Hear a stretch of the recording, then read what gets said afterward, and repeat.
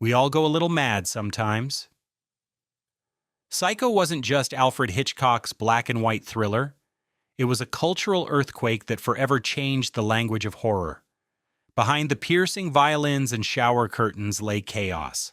Censors fighting Hitchcock, actors pushed to breaking points, and experimental tricks with chocolate syrup, sound effects, and editing that fooled the human mind. This isn't just a film, it's a vault of secrets. Today we're opening it to reveal 20 weird facts about Psycho that'll shock you, and stay until the very end.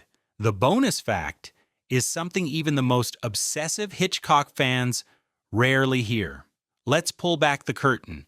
Hitchcock bought the rights in secret. When Robert Bloch's Psycho novel was published in 1959, Hitchcock instantly saw its potential, but he also saw a danger: spoilers. Determined to keep the ending hidden, he used his agent to secretly buy the rights for just $9,500. Then, in a move bordering on obsession, he ordered his assistants to sweep through bookstores and buy every remaining copy in circulation. His goal: ensure no one could ruin the shocks for audiences. This wasn't just a director making a film, it was a general waging psychological warfare. By silencing the book, Hitchcock weaponized mystery itself. When viewers finally sat down in theaters, they knew nothing of Norman Bates or The Shower. The twist hit like a thunderclap precisely because Hitchcock had erased the paper trail. Paramount didn't want to make it. Hitchcock was Paramount's star director, yet when he pitched Psycho, the studio recoiled. They called the story distasteful, cheap, and even revolting. They wanted him to make another glossy thriller like North by Northwest, not a tale about a transvestite killer running a rundown motel, so Paramount refused to finance it. Hitchcock didn't back down. Instead, he mortgaged his own house, slashed the budget, and filmed at Universal using the lean crew from his TV show Alfred Hitchcock Presents. He even shot in black and white to avoid censors, accusing him of showing excessive gore. The gamble paid off spectacularly. Psycho earned over $50 million, making Hitchcock richer than many studio heads. What Paramount dismissed as trash became the single most profitable project of his career, not rejection, liberation. The shower scene took a week to film. On screen, the shower murder runs just 45 seconds, but behind the curtain, it took 7 exhausting days, 70 camera setups, and 77 edits. Janet Leigh stood in freezing water hour after hour, growing so raw and exhausted that she later swore she'd never take a real shower again. Hitchcock choreographed the camera like a dancer, never once showing the knife actually penetrate flesh. Instead, he used clever cuts, suggestive shadows, and sound effects to trick the brain into seeing violence that wasn't really there. The stabbing sound came from plunging a knife into from cassava melon and raw meat. What audiences thought was a brutal slaying was really an editing symphony. Hitchcock proved terror wasn't about what you saw. It was about what your mind insisted was happening between the cuts. The blood was chocolate syrup. Audiences swore they saw real blood spiraling down the drain, but Hitchcock's secret weapon was sitting in a grocery aisle. Cinematographer John L. Russell discovered that Hershey's chocolate syrup photographed perfectly in black and white. Its thickness and gleam mimicked blood far better than stage paint, which looked too thin under studio lights. Janet Leigh recalled how sticky it felt against her skin, making the horror disturbingly tangible. Hitchcock himself insisted on watching the syrup swirl down the drain in take after take until the spiral matched his vision. This wasn't gore. It was an edible illusion. And that's what made it so powerful. By exploiting the contrast of syrup against porcelain, Hitchcock convinced millions that they'd seen one of cinema's bloodiest murders, when in fact it was pure dessert trickery. Anthony Perkins was barely paid. Norman Bates became Anthony Perkins' legacy, but it didn't make him rich. Because Hitchcock treated Psycho as a low-budget gamble, Perkins was paid just $40,000. a fraction of what stars of his caliber normally earned. Worse, Hitchcock deliberately shielded him from the press. Perkins wasn't allowed to appear on promotional tours or talk shows. Hitchcock believed keeping Norman invisible preserved the film's mystery. The result? Perkins never fully cashed in on his most famous role. Instead, he was typecast for decades as the boyish psychopath, rarely offered romantic leads again. His biggest role became his biggest burden. Not a stepping stone, but a trapdoor. Perkins once confessed he could never escape Norman Bates because Hitchcock had chained his career to that motel forever. Hitchcock tormented Janet Leigh. Hitchcock had a reputation for cruelty toward actresses, and Janet Leigh experienced it firsthand. During the shower scene, she endured 70 different takes, often without explanation. Hitchcock would stand behind the camera smirking, offering vague notes like, "Do it again," this time with more fear. Leigh later admitted she felt truly violated, describing the filming as the closest I've ever felt to being murdered.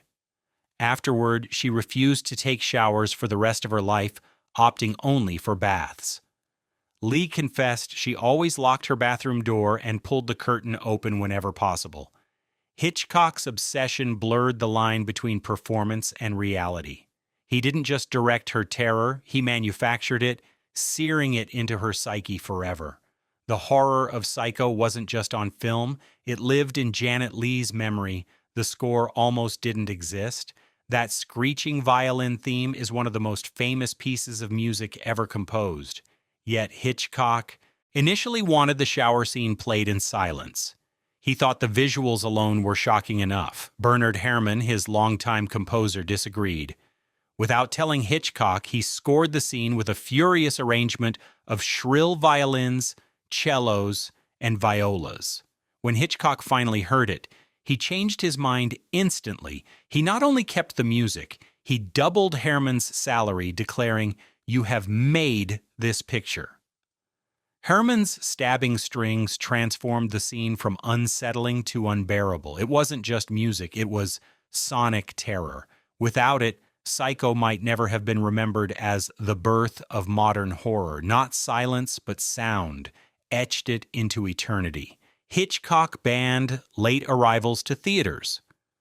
When Psycho premiered, Hitchcock introduced a radical new rule. No one would be admitted after the film started. This was unheard of in 1960 when audiences wandered in and out freely. His reasoning was simple but brilliant. Since Janet Leigh dies so early, latecomers would be confused looking for her. Theater managers protested, but Hitchcock insisted. He even provided cardboard standees of himself, pointing to clocks, warning, "No one, but no one, will be admitted after the start." Audiences lined up outside in droves waiting for the next showing. Instead of hurting sales, it fueled demand, creating a buzz of exclusivity. People felt they weren't just seeing a movie, they were part of an event, not just suspense on screen, but in the lobby. Hitchcock weaponized anticipation itself, turning rules into marketing gold. The film nearly failed the censors. In 1960, the production code still held sway, and Psycho pushed every boundary. The shower scene horrified censors, not only for its violence, but because Janet Leigh's navel was briefly visible, something strictly forbidden at the time. They also objected to Norman Bates watching Marion through a peephole, calling it perverse. Hitchcock fought back with his usual cunning. He resubmitted the exact same cut after pretending to make changes, gambling that different board members would view it less harshly. The trick worked, and the scene passed. Hitchcock later bragged that he never altered a frame. What the censors thought was compliance was actually defiance. Psycho didn't just slip past the code, it shattered it, setting Hollywood on the path toward the ratings system that replaced censorship a few years later. The toilet flush was revolutionary. It sounds mundane today, but in 1960, a flushing toilet had never been shown in an American film. Hitchcock insisted on including one when Marion Crane tears up her stolen money calculations, and flushes them in the Bates Motel bathroom. Censors debated whether it was too indecent to show. Hitchcock held his ground, declaring the flush was essential to the story's realism. When audiences saw it, many gasped. Some even wrote letters of complaint. Yet this simple detail marked a turning point. Hollywood's sanitization of everyday life cracked open. Hitchcock didn't just depict murder, he depicted a toilet dragging cinema into the unfiltered, uncomfortable real world. And ironically, it was that flush, not the stabbing, that became one of the film's most radical taboos broken. Mid-roll engagement hook. By now you can see how Psycho wasn't just scary, it was revolutionary, breaking rules at every turn. And we're only halfway there. If you're loving these shocking facts, go ahead and like and subscribe because the next set gets even wilder, including a secret prop switch that fooled everyone and Hitchcock's own chilling cameo. Hitchcock used ice-cold water on Janet Leigh. Janet Leigh often recalled the shower scene as a genuine nightmare. Beyond the endless takes, Hitchcock insisted the water remain ice-cold for much of the shoot. Why? Cold water made her shiver uncontrollably, amplifying the terror on her face. Leigh begged for warmer temperatures, but Hitchcock refused, believing discomfort bred authenticity. Crew members admitted they felt guilty watching her endure it, but no one challenged the director. Leigh later said she didn't feel like she was acting. She was just trying to survive the ordeal. It wasn't cruelty for cruelty's sake. Hitchcock wanted the camera to capture real physiological reactions. But for Leigh, the trauma lasted years. She joked that Psycho saved her water bill because she never took showers again, only baths. Not staged fear, genuine dread bottled on film. Hitchcock's cameo almost ruined the film. Hitchcock was famous for popping up in his own movies, and in Psycho, he appears early, standing outside Marion's office wearing a cowboy hat. But he later worried the cameo was too distracting. Audiences were trained to scan for his appearances, and spotting him early might take them out of the story. He strategically placed himself before the plot's suspense began, hoping viewers would then focus fully on the film. Still, his brief appearance sparked laughs at some screenings, a risk for a movie built on fear. Hitchcock once said, "If I come in too late, the audience will spend the picture looking for me instead of watching the story." In other words, his ego nearly sabotaged his masterpiece, but timing saved it. Not a gimmick. A gamble that barely worked. Perkins and Leigh never shared a scene. One of the strangest quirks of Psycho is that Norman Bates and Marion Crane, the two central characters, never actually share screen time. Perkins and Leigh never speak a line to each other in the entire film. Their relationship exists only through editing, his watchful eyes, her nervous glances, and the infamous peephole. Hitchcock deliberately avoided direct interaction, heightening the sense of voyeurism and isolation. Perkins wasn't even on set when the shower scene was filmed. His doubles handled the knife shots. The absence makes Norman's intrusion more sinister, as if he's always lurking but never present.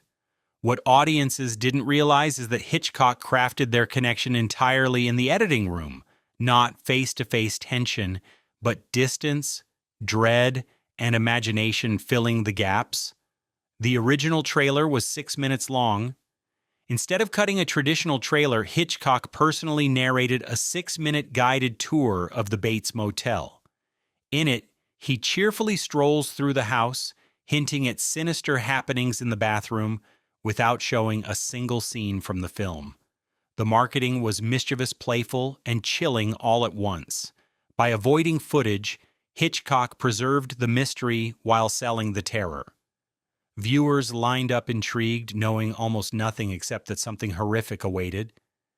Hitchcock later explained he wanted audiences to experience the film, not preview it. The gamble paid off. Audiences swarmed theaters out of pure curiosity. Not a trailer, but a tease. A masterclass in suspenseful marketing that modern studios still study today. The film's budget was only $800,000, despite being one of cinema's most influential works. Psycho was made on a shoestring budget of just $800,000, less than many TV shows of the era. Hitchcock slashed costs everywhere, shooting in black and white, using his Alfred Hitchcock Presents crew, and filming on Universal's standing sets. He even limited location shooting, relying mostly on sound stages. To save money on extras, he borrowed employees from the lot to fill in background roles. This tight budget forced creativity, pushing Hitchcock into bold choices like minimal gore and suggestive editing. Ironically, these limitations made the film scarier. The audience's imagination filled the gaps where money couldn't. The result? A box office juggernaut that earned over $50 million, more than 60 times its cost. What studios dismissed as cheap became the definition of profitable, not compromise. Alchemy. Critics initially hated it. Today, Psycho is hailed as a masterpiece, but in 1960, critics tore it apart. The New York Times called it a blot on an otherwise honorable career. Variety labeled it repulsive. Reviewers sneered at Hitchcock for stooping to cheap horror, but audiences disagreed. Lines stretched around blocks and word of mouth made the film unstoppable. As the money poured in, critics began backpedaling, reevaluating the film's artistry. Within a few years, scholars declared Psycho groundbreaking. Hitchcock himself shrugged, saying, "Audiences are wiser than critics." Not instant acclaim, redemption through popular demand, the arc from trash to treasure only amplified its legend. What looked like exploitation turned into evolution. Today, the same reviews that dismissed it are studied as proof of how art can blindside the establishment. Norman Bates was based on a real killer. Robert Bloch's novel, which inspired Hitchcock, drew from the crimes of Ed Gein, a Wisconsin murderer who shocked America in the 1950s. Gein robbed graves, crafted furniture from human remains, and lived in a decaying farmhouse with a domineering mother who warped his psyche. Sound familiar? Hitchcock never marketed the connection directly, but audiences subconsciously linked Norman Bates to real-life horror. Later, Gein also inspired the Texas Chainsaw Massacre and the Silence of the Lambs. But it was Psycho that first transformed his grotesque crimes into mainstream art. Norman Bates wasn't a cartoon villain. He was ripped from headlines, a reminder that monsters didn't lurk only in haunted castles. They lived next door. Hitchcock blurred fiction with fact, dragging horror into modern suburbia, not fantasy. Reality dressed in mother's clothes. Hitchcock manipulated publicity with mystery envelopes. To preserve secrecy, Hitchcock took extraordinary steps. He demanded that theaters protect the twist by handing audiences sealed envelopes upon entry that read, "Don't reveal the ending to your friends." Ushers were trained to enforce silence, and press kits included strict instructions forbidding spoilers. Hitchcock even refused to allow critics advance screenings, fearing leaks. Instead, they had to watch alongside regular audiences. The stunt created unprecedented buzz. People wanted to know what was inside the envelope of secrets. Hitchcock turned spoilers into a forbidden fruit decades before spoiler culture existed. Not passive marketing, active control. By treating the film like a classified document, he made Psycho feel dangerous. Viewers weren't just watching a movie. They were part of a conspiracy to protect its shock. Hitchcock paid crew out of pocket. Because studios refused to back him, Hitchcock took personal responsibility for the payroll. To save costs, he asked cast and crew to work for reduced wages in exchange for a share of the profits. Janet Leigh agreed, taking a smaller upfront fee to support the production. Hitchcock himself skipped his usual $250,000 salary, instead negotiating 60% of the profits. That gamble made him millions. While many crew members earned far more than their usual studio wages once the box office exploded. It wasn't just a director's vanity project, it was a team betting on a vision. Hitchcock turned risk into reward, proving that creative independence could be more lucrative than studio contracts. Not exploitation, partnership in fear. The ending was almost different. In early drafts, Norman Bates's reveal was far less chilling. Some versions suggested his guilt ambiguously, without the now iconic final monologue in his mother's voice. Hitchcock knew ambiguity wasn't enough. Audiences needed to leave haunted.